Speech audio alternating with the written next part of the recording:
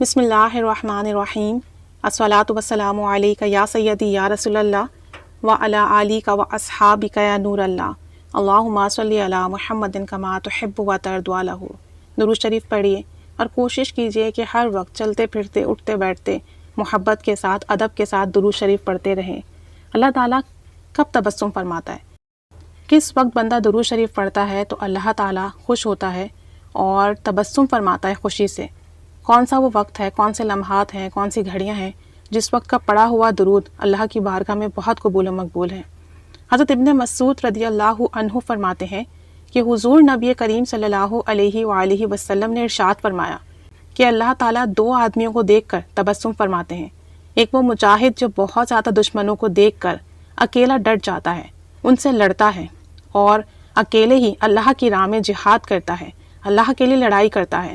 اور دوسرا وہ آدمی جو آدھی رات کو اس طرح اٹھے کہ کسی کو خبر نہ ہو، کسی کو معلوم نہ ہو، کسی کو پتہ نہ چلے، پھر وہ اچھی طرح وضو کرے اور اللہ کی حمد و ثنا بجا لانے کے بعد نبی کریم صلی اللہ علیہ وآلہ وسلم کی ذات اقدس پر کثرت سے درود شریف پڑھتا ہے۔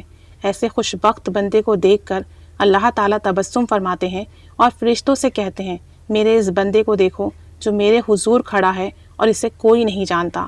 سعادت الدارین صفحہ نمبر 148۔ تو کوشش کیا کریں کہ رات میں کچھ پل نکالیں، اپنی نیند سے اٹھیں، اللہ کے لیے وضو کریں، اللہ کی حمد و ثنا بیان کریں، نوافل پڑھیں اور پھر درود و سلام پڑھیں، تو اس وقت کا درود بھی قبول ہے، اس وقت پڑھے جانے والے درود کے ساتھ بندہ بھی قبول ہے، اور اس وقت پھر جو بھی دعا کریں گے وہ بھی قبول ہی قبول ہے۔ اور سب سے بڑھ کر یہ کہ رب عز و جل ایسے بندے کو دیکھ کر تبسم فرماتا ہے، تو پھر کیوں نہ آج ہی سے کوشش کریں کہ کچھ لمحے کچھ گھڑیاں نکال کے رات میں اللہ کے حضور کھڑے ہوں، نوافل پڑھیں، حمد و ثنا بیان کریں، درود و سلام پڑھیں اور اللہ کی خوب رضا خوشنودی حاصل کریں۔ اللہ کریم ہمیں بہت زیادہ درود شریف پڑھنے والا بنائے، ادب کے ساتھ، محبت کے ساتھ، توجہ کے ساتھ۔ آمین بجاہ نبی الآمین صلی اللہ علی محمد صلی اللہ علیہ وآلہ وسلم۔ اللہم صلی علی محمد کما تحب و ترضی لہ۔